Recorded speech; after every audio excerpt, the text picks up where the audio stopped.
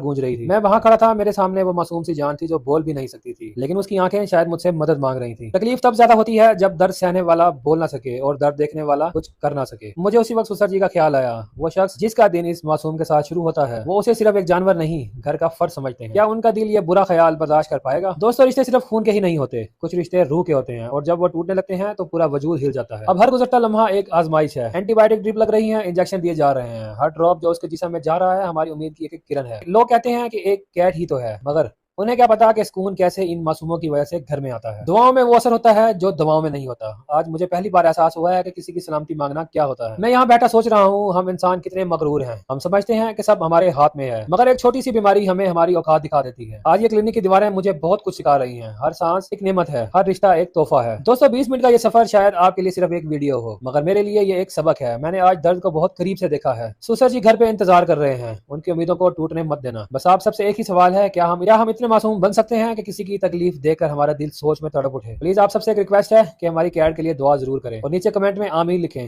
अल्लाह उसे सेहत दे। शायद किसी एक की दुआ कबूल हो जाए और हमारी ये रौनक वापस लौट आए। आज रात बहुत भारी है, मगर उम्मीद है कि कल की सुबह नया सुकून लाएगी। आपको नेक्स्ट व्लॉग में बताऊंगा कि ये सब कैसे हुआ और इसकी मेन रीजन क्या है। शायद मेरी वजह से किसी और की कैट इस तकलीफ से ना गुजरे। मिलते हैं आपसे नेक्स्ट व्लॉग में, तब तक के लिए अल्लाह हाफिज। दुआओं में जरूर याद रखिएगा। जिंदगी में बहुत से दुख देखे, मगर आज सुसर जी को बच्चों की तरह रोते देखकर मेरा दिल फट गया। डॉक्टर ने कहा है कि हमारी कैटों के पास वक्त बहुत कम है। क्या एक गलती ने हमारी मासूम जान की जिंदगी खतरे में डाल दी है? दोस्तों, जब से डॉक्टर ने बताया है कि कैटों का लीवर डैमेज हो गया है, सुसर जी ने खाना पीना छोड़ दिया है। जब मैंने उन्हें रिपोर्ट दिखाई तो उनकी आंखों से आंसू निकल आए। वो बस यही कह रहे थे कि इस बेजुबान ने हमारा क्या बिगाड़ा था। हमने जब डॉक्टर से पूछा कि ये हुआ कैसे, तो वजह जानकर हम हैरान रह गए। डॉक्टर ने कहा कि इसकी मेन वजह चिकन की कलेजी है। शायद कोई चिकन बीमार था या उसमें कोई इन्फेक्शन था जिसने सीधा हमारी कैटों के लीवर को इफेक्ट कर दिया। बज़ाहिर बाहर से वो बिल्कुल फिट लग रही है, मगर अंदर से वो इंसानों की तरह बिल्कुल खत्म हो चुकी है। कभी मत सोचिएगा कि हर फ्रेश चीज सेहतमंद होती है। दोस्तों, आज डॉक्टर ने दोबारा बुलाया था। कैटों की हालत देखकर दिल खून के आंसू रो रहा है। जब उसका टेम्परेचर चेक किया तो 103 पे था। इतना तेज बुखार। डॉक्टर ने फौरन कहा कि इसके बाल काटने पड़ेंगे ताकि बॉडी टेम्परेचर नीचे आए। मैंने अपनी आंखों से उसके बाल ट्रिम होते देखा। अब वो पहले जैसी नहीं लग रही, मगर हमारे लिए वो अब भी हमारी प्यारी कैटो है। इंजेक्शन लगाते वक्त उसने उफ तक नहीं की, जैसे उसे पता हो कि ये सब उसे बचाने के लिए है। खैर, हेयर ट्रिमिंग करवाने और इंजेक्शन लगवाने के बाद अब हम उसे घर ले आए हैं। वो अब खुद से कुछ नहीं खा रही। मैं उसे बिल्कुल छोटे बच्चों की तरह अपने हाथों से थोड़ा थोड़ा खाना खिला रहा हूँ। इतना प्यार तो शायद मैंने कभी किसी और से नहीं किया जितना इस बेजुबान पे आ रहा है। डॉक्टर ने कहा है कि वो कैट फूड नहीं खा रही तो दोबारा फ्रेश कलेजी ही ट्राई करें, शायद कुछ खा ले। या अल्लाह, ये कैसा इम्तिहान है। जिस चीज ने बीमार किया वही अब उसकी उम्मीद है। दोस्तों, आज का ब्लॉग काफी लंबा हो सकता था, मगर कैट की कंडीशन की वजह से अब दिल नहीं कर रहा।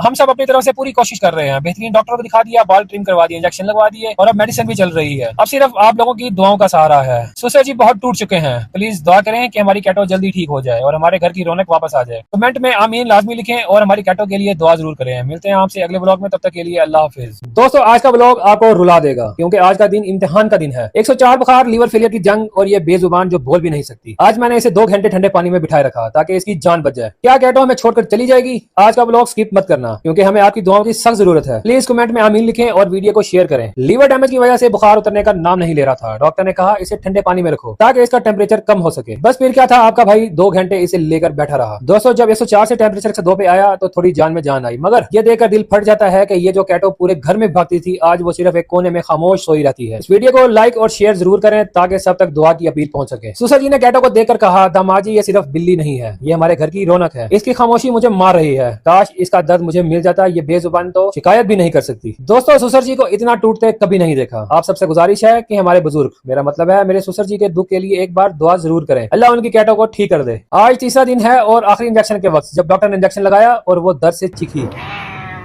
दोस्तों, मेरा दिल बैठ गया। दर्द तो आखिर दर्द है, चाहे इंसान को हो या जानवर को। वो चीख मेरे कानों में गूंज रही है। अगर आपको भी इस मासूम पे तरस आ रहा है तो वीडियो को लाइक करें और मेरे चैनल और आईडी को सपोर्ट करें। वापस आते हुए अचानक ये गाड़ी से निकलकर भाग गई। दोस्तों, मेरी तो जान निकल गई थी। अंधेरी सड़क और ये बेजुबान बीमार बिल्ली। मैंने काफी देर ढूंढा, हर गली देखी, आखिरकार ये मिल गई। सच बताऊं तो उस वक्त लगा जैसे मेरी अपनी जिंदगी वापस आ गई है। प्लीज दुआ करें कि ये फिर कभी हमसे दूर ना जाए। दिन का आखिरी काम था इसे दवाई पिलाना। अब मैंने इसे दवाई पिलाई और एसी वाले कमरे में छोड़ दिया है ताकि ठंडक में सुकून से सो सके। तो दोस्तों, ये सफर बहुत मुश्किल है, मगर हम हार नहीं मानेंगे। आप सबकी एक एक दुआ और एक एक कमेंट हमारे लिए बहुत अहम है। वीडियो को शेयर जरूर करें ताकि ज्यादा से ज्यादा लोग कैटो के लिए दुआ कर सकें। मिलते हैं आपसे अगले ब्लॉग में, तब तक के लिए अल्लाह हाफिज। मैं हूँ घर जवाई और खाता हूँ मुफ्त की कमाई। आज सुबह जब मैं सोकर उठा तो मैंने अपने सुसर जी को बाहर डाइनिंग टेबल पे अखबार पढ़ते हुए देखा। मुझे देखते ही सुसर जी ने कहा, दामाद जी आपको नजर नहीं आता कार बहुत गंदी हुई पड़ी है, आज आपका सबसे पहला काम है जाके बाहर की कार की सफाई करो। बिना कुछ बोले मैंने कार की सफाई करना शुरू की और जाके देखता हूँ कि कार के अंदर बाहर से बहुत हालत बुरी थी। तो सबसे पहले मैंने पिछली सीटों को खोला और कार की सफाई करना शुरू की। इतनी उम्र गुजर गई मेरे सुसर जी की, लेकिन आज तक अपनी गाड़ी साफ न कर सके। खैर देखते देखते मैंने ऐसा ऐसा गाड़ी को साफ करना शुरू किया। करते करते मैंने सारा एकदम से उसका चमकाया जैसे सर्विस स्टेशन वाले गाड़ी को चमकाते हैं, और वो भी फ्री में। इतना सारा काम तो अच्छे भले पैसों में हो जाता है, लेकिन जो मेरे सुसर जी फ्री में करवाते हैं। खैर सफाई करने के बाद मैंने अच्छी तरह से उसके अंदर बाहर से डिटेलिंग की, उसको अच्छी तरह से पॉलिश लगाई। कार चमक चुकी थी और मैं जैसे ही थोड़ा सा रिलैक्स हुआ तो मुझे अंदर से बीवी की आवाज आई, अरे सुनते हो, जल्दी करो, बच्चों को स्कूल छोड़ना है, मेरी मीटिंग है। और हाँ, उनका लंच बॉक्स भी कार में ही है, टाइम पे पहुंचाना, नहीं लेट हो गए तो अब्बा बहुत नाराज होंगे। मैं हंसते हुए, हाँ मेरा डबल काम खत्म हो गया है, चलो मैं चलता हूँ। अब खैर गाड़ी साफ करने के बाद मेरी अगली ड्यूटी का वक्त शुरू हो चुका था। मैं एकदम हीरो बन के बच्चों को स्कूल छोड़ने के लिए तैयार था और बच्चों के बैग उठाए और मैं बच्चों को स्कूल छोड़ने के लिए चल दिया। बाहर जाके देखा कि क्या सर्दी का माहौल बना हुआ था एकदम से, क्योंकि सर्दियों का माहौल शुरू हो चुका है और धुंध अपने पीक पर थी। ये तो मेरे सुसर जी की मेहरबानी है जिन्होंने मुझे कार लेके दी है, नहीं तो मेरे तो इस कड़क सर्दी में मेरी कुल्फी जम जाती। खैर बच्चों को स्कूल छोड़ने के बाद वापस आने लगा था तो मुझे थोड़ा सा काम नादरा के ऑफिस में था। नादरा ऑफिस चला गया। जैसे ही मैं काम करके वापस आया, कार स्टार्ट की तो कार दब दब करती हुई बंद हो गई। मैं घबराते हुए बोला, या अल्लाह ये क्या हो गया, अभी तो सफाई की थी। हुड खोला, इंजन चेक किया, इंजन भी सब कुछ फिट था, पता लगा बैटरी खराब है। और पहले मेरे दिमाग में आया कि सुसर जी को कॉल करके उनको कहूं, लेकिन फिर वो कहेंगे बेटा सफाई तो तूने की थी, इसका मतलब कार भी तूने खराब की है, तो शाबाश खुद तो अपने पल्लों से ठीक कराओ। ये सोचकर फिर बैठ गया, मैकेनिक को कॉल की, मैकेनिक को बुलाया, उसने आके चेक किया। 2 घंटे की मेहनत के बाद आकर कार बन गई, लेकिन खर्चा हुआ 5000, जो कि मुझे अपनी जेब से अदा करना पड़ा। मैं भी बड़ा उस्ताद बंदा हूँ, अपने सुसर को मैंने कार ऑयल चेंज करने के बहाने 10,000 रुपए उनसे दोबारा मार लिए। दिन भर के काम करने के बाद आखिरकार शाम को जब बच्चों को ट्यूशन से वापस लेने गया तो बच्चों ने जिद की कि अब्बा आज हमें आइसक्रीम खिला के लाओ। और मेरे जहन में आया कि मैंने जो सुबह अपने सुसर 7 से 10,000 रुपए माथे थे ऑयल चेंज करने के बहाने, चलो क्यों ना जाके बच्चों को आइसक्रीम खिला के आऊं। इस बहाने बच्चे भी खुश और मैं भी खुश। सारे दिन के काम काज करने के बाद बच्चों को वापस घर छोड़ा और आराम से आके मैं रजाई में सो गया। तो कैसा लगा आपको मेरा व्लॉग? अगले मिलते हैं आपसे अगले व्लॉग। मैं हूँ घर जवाई और खाता हूँ मुफ्त की कमाई। आज सुबह जब मैं सो के उठा तो मुझे पता चला कि आज के दिन मेरे बहुत काम करने वाले हैं। सुसर जी और बेगम को ऑफिस छोड़ना, उसके बाद बच्चों को स्कूल छोड़ना और उसके बाद घर के छोटे मोटे काम काज। खैर अल्लाह का नाम लेकर दिन की शुरुआत की, नहाया धोया, नाश्ता किया, पप्पू बच्चा बनकर तैयार हुआ और निकल पड़ा बच्चों को स्कूल छोड़ने के लिए। क्योंकि आजकल सर्दियों का मौसम शुरू हो चुका है और मौसम ने अपने रुख जो है बदल लिए हैं। आजकल धुंध की वजह से काम काफी खराब है, लिहाजा हमें ड्राइविंग जो है वो एहतियात से करनी पड़ती है। आप इस वीडियो में देख सकते हैं कि बाहर के जो हालात हैं वो थोड़े से मामूल से हटके हैं। चूंकि मेरा ताल्लुक पंजाब के आखिरी शहर जिला रहीमर खान से है, तो यहाँ पे कोयटा और बलोचिस्तान की सर्दी बहुत शदीद पड़ती है। जैसा कि आप वीडियो में भी देख सकते हैं कि हमें ड्राइविंग करते हुए बड़े मुहतात तरीके से ड्राइविंग करनी पड़ती है। उसके अलावा आजकल ट्रैफिक वायलेशन के ऊपर काफी चलान किए जा रहे हैं, लिहाजा मुझे इस चीज का भी एहतियात करना पड़ता है कि कहीं मेरा कोई चलान ना हो जाए। अब मैं ठहरा गरीब बंदा, मेरे पास इतने पैसे कहाँ से आते हैं? क्योंकि अगर मेरा चलान हो गया तो मेरे सुसर जी ने पे करना नहीं है। उन्होंने मुझे कहना कि जब आपको पता है बेटा जी कि वायलेशन के ऊपर चलान है तो फिर आपने क्यों एहतियात नहीं की। लिहाजा इस चीज का भी एहतियात करते हुए मुझे ड्राइविंग करनी पड़ती है। रहीमर खान चूंकि यहाँ पे अरबियों की वजह से बहुत फेमस है, यहाँ पे उन्होंने काफी वर्क करवाया हुआ है। यहाँ की रोड्स वगैरह आपको बड़ी अच्छी नजर आएंगी, बड़ी साफ सुथरी यहाँ पे रोड्स हैं, काफी यहाँ पे डेवलपमेंट हो चुकी है। रहीमर खान को जो है वो मिनी इस्लामाबाद भी कहा जाता है। बच्चों को स्कूल छोड़ने के बाद मैं निकल पड़ा अपने सुसर जी के ऑफिस की तरफ। खैर मौके का फायदा उठाते हुए मैं सुसर जी के ऑफिस पहुंचा। सुसर जी के ना होते मैंने मौके से फायदा उठाते हुए उनकी चेयर पे जाके बैठा, थोड़ा सा लशपश काम किया, क्योंकि इन फ्यूचर में तो मुझे ये ऑफिस संभालना है। सुसर जी को छोड़ने के बाद दोबारा वहां से निकला, वापस आया। ये आप देख सकते हैं हमारे यहाँ की शहर, यहाँ पे IT यूनिवर्सिटी वगैरह, यहाँ पे काफी चीजें जो है बन चुकी हैं। यहाँ पे बड़े बड़े शहरों से लोग तालीम हासिल करने के लिए भी रहीमर खान में आते हैं। वापसी भी आते हुए मैंने तंदूर से रोटी भी ले ली, नहीं तो मुझे घर जाके सालन के साथ साथ रोटी भी पकानी पड़नी थी। इस तरह मैंने टाइम बचा लिया है। मेरे सुसर जी ने भी आज फरमाइश की कि दामाद जी आज आपके हाथों की कलेजी खाने का बड़ा दिल कर रहा है। खैर आगे मैंने घर में कलेजी वगैरह धोई। खैर कलेजी धोने के बाद उसको पकाया, पकाने के बाद फ्रीज जब थोड़ा सा हुआ तो सुसर जी के फार्म हाउस से गुड़ आ चुका था, जो कि मेरे सुसर जी हर खाने के बाद उसको थोड़ा सा टेस्ट करते हैं, क्योंकि उससे सेहत